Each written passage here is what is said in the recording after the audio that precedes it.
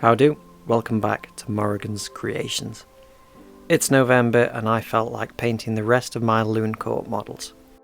I started off by priming them in black primer from Vallejo and doing a zenithal layer of Abaddon black and Sotek green. It's not very visible on camera, but this is just a way to get the black cloth painted. The skin I decided to base coat with Xerius purple, and I'm still working on my dilution, so this took a fair few coats.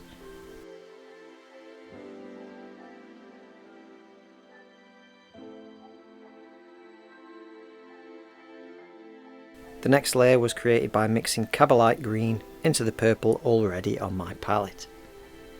And this was just painted over any of the raised surfaces that were facing upwards. Into this mixture I added some moot green, and that's just going to make my brightest highlights.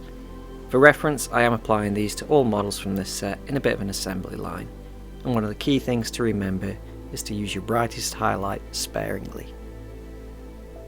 Once again, I do have this thinned down quite a bit, so it does take a couple of layers, but we can lean into that by making our layers smaller and smaller each time, before we achieve full coverage.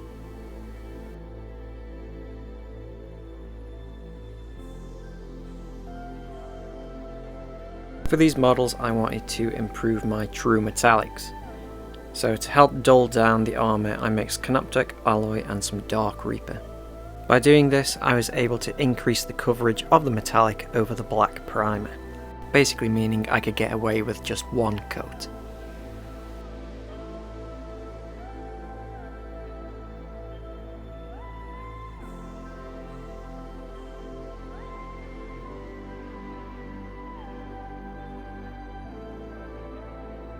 To dull it down a little bit further and to also darken the recesses, I added some Nuln oil.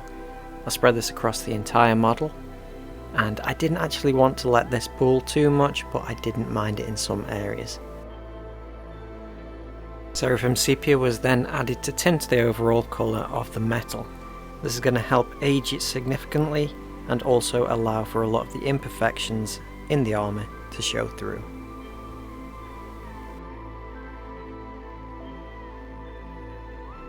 Once again, I don't really want this to pool anywhere on the model, so I just come in with a bit of a damp brush and I just wipe away any of the excess.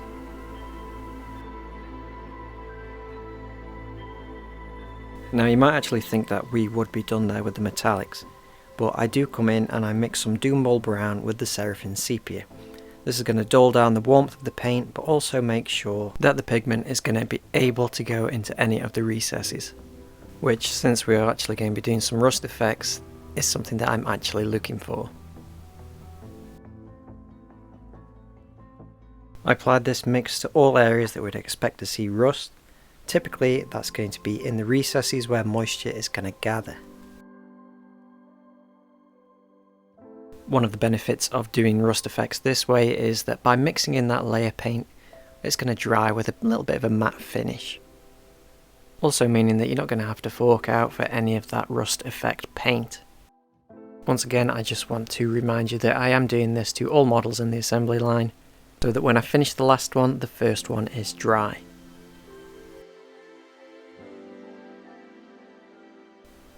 This process is repeated again, but this time we're going to be using some Troll Slayer Orange.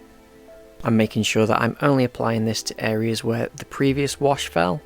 It's very easy to overdo it with this layer, so I recommend that you once again use it sparingly. For the wooden areas on the models, I did a mixture of Thondia Brown and Cabalite Green. Now I am trying to leave some of the black primer visible in some of the recesses. This is going to help the bark seem a little bit more realistic and more prominent. Now these colours are actually going to be used as more of our shadow colours, so I do lean in a bit more with that Cabalite Green to hint at a bit of moss and life in the wood. Doomball Brown is going to be used again, and that's just going to be our true mid-tone for the wood, as I like the warmth the colour provides in contrast to the colder metallics.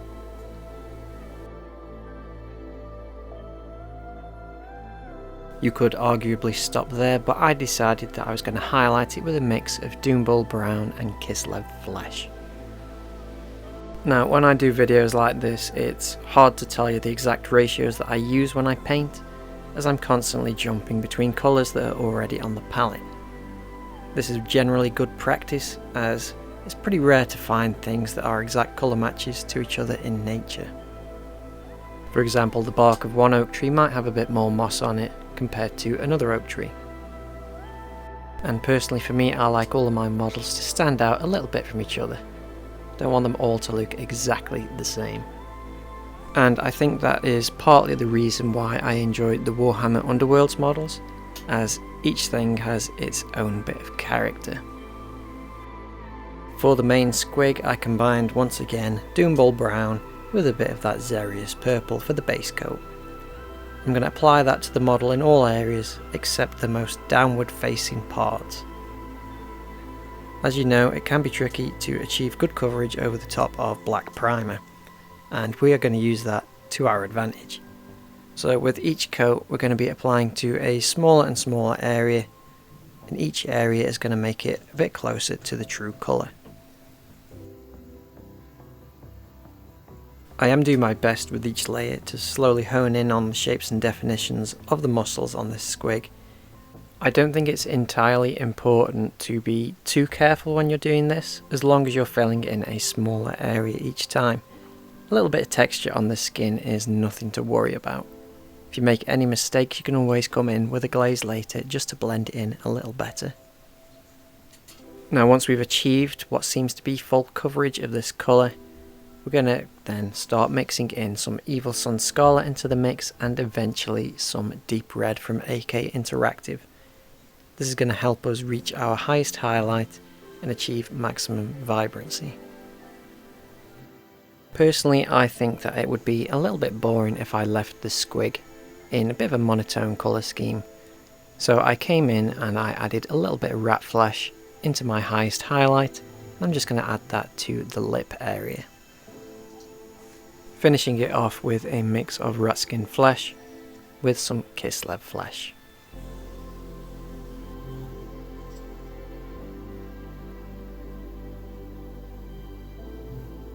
And with the lat finally finished, I added some final details with the teeth and the horns and the eyes, and that leads us on to the grand reveal.